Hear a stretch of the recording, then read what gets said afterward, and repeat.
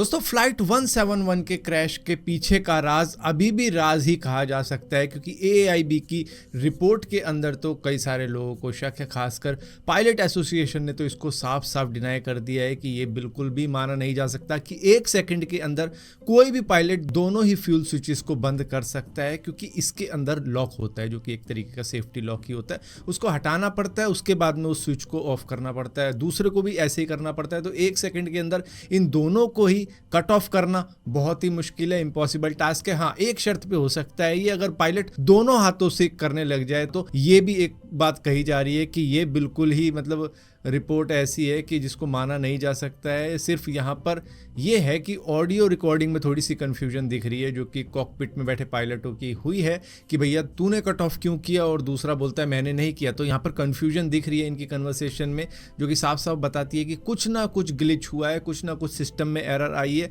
क्योंकि 2018 में FAA ने एक वार्निंग दी थी कि बोइंग के जो फ्यूल स्विचेस के लॉक हैं उसमें कुछ फॉल्ट है, उसमें कुछ गड़बड़ है, उसको तुरंत फिक्स किया जाए। लेकिन एयर इंडिया ने शायद इसको देखा नहीं उतनी गौर से, जिसकी वजह से इग्नोरेंस अब जाके सामने आई कि शायद उसकी वजह से भी ये दोनों ही ऑटो कट ऑफ हो गए होंगे गलती से, क्योंकि फ्यूल का जो स्विच का लॉक था वो नहीं लगा हुआ होगा। तो ये एक चीज हो सकती है, वरना ये कभी भी कट ऑफ नहीं किया जा सकता। हालांकि इम्पॉसिबल नहीं है मैन्युअली कट ऑफ करना, उसके लिए दोनों हाथ फ्री होंगे तो हो जाएगा, लेकिन वो तब जब लॉक लगा होगा। लेकिन लॉक हटा होगा तो फिर वो हो सकता है गलती से। लेकिन यहाँ पर फाइनल रिपोर्ट अभी आनी बाकी है, क्योंकि यहाँ पर तो अभी सब गणना ही कर रहे हैं कि ये भी हो सकता है वो भी हो सकता है। तो मतलब एक दूसरे पे ब्लेम डालने वाली बात है कि पायलट पे ब्लेम डाल देते हैं, कौन सा वो आने वाला है खुद को डिफेंड करने के लिए। हालांकि बोइंग की हिस्ट्री रही है कि उसके डिज़ाइन की वजह से, उसके फॉल्ट की वजह से ना जाने कितने अनगिनत क्रैश अब तक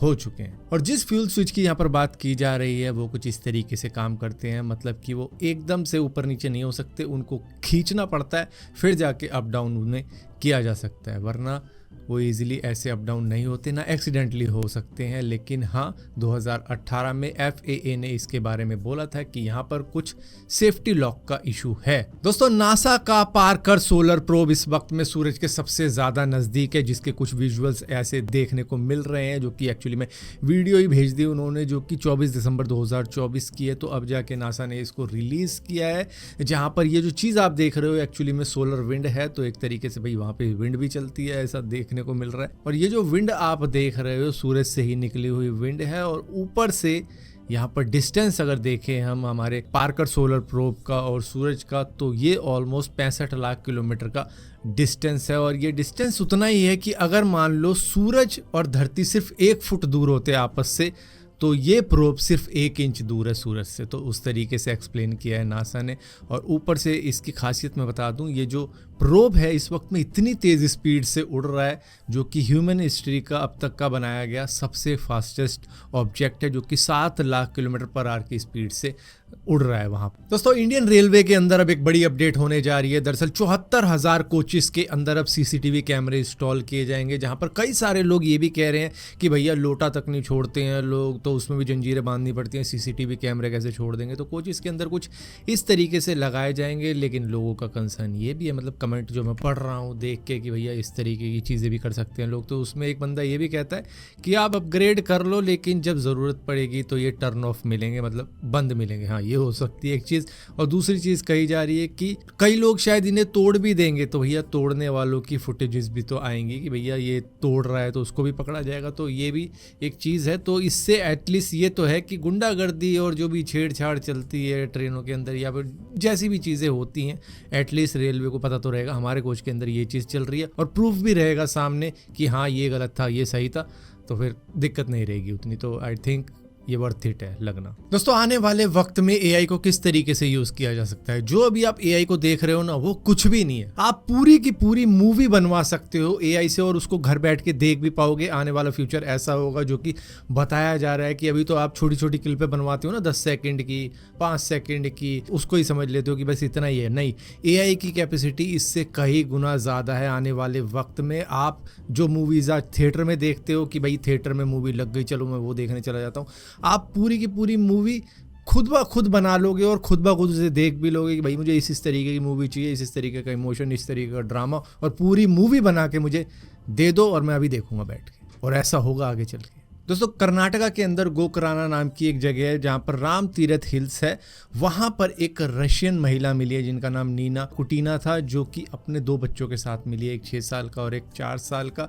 ये महिला दरअसल 2016 में बिजनेस वीज़ा के ऊपर इंडिया में आई थी और 2017 अप्रैल को इनका वीज़ा एक्सपायर हो गया था। ये तब भी नहीं गई थी वापस रशिया और ये कुछ टाइम तक गोवा में रही थी और उसके बाद में ये केव में शिफ्ट हो गई थी मेडिटेशन के लिए, स्पिरिचुअल लाइफ के लिए। इनका कहना था कि किसी भी जानवर से हमें डर नहीं लगा था, सांप तो हमारे दोस्त थे और जानवर हमें कुछ कहते नहीं थे, बस हमें डर लगता था तो सिर्फ इंसानों से लगता था। और वैसा ही हुआ, इस बार फिर से ईविल की जीत हुई है, मतलब शैतानों की जीत हुई है, तो इंसानों को शैतान बता रही है।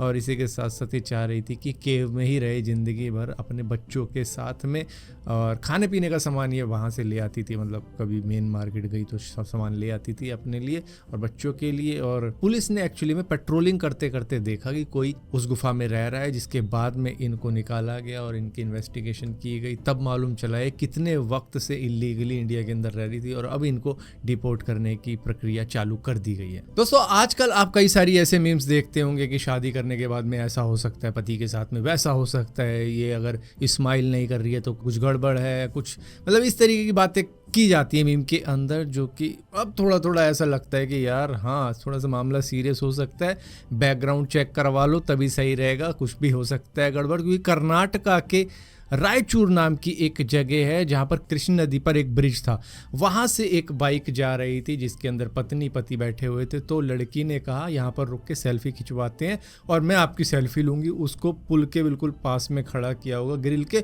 और उसके बाद में सेल्फी के चक्कर में उसको धक्का दे दिया, जिसके बाद में कुछ आई विटनेसेस ने देख लिया उसको इस तरीके की हरकत करते हुए। तब जाके उन्होंने उस पति को बचाया, रस्सी से निकाला किसी तरीके से, और यहाँ पर उसके बाद में उस लड़के ने फ़ोन किया पुलिस को, बाकी जो भी चीज़ें, उसको अरेस्ट कर लिया गया। खैर महिला को तो जिसने इस तरीके की हरकत करी है, लेकिन हाँ कुछ आई विटनेसेस ने देख लिया, शायद वो पता नहीं पुल के किस कोने पे होंगे।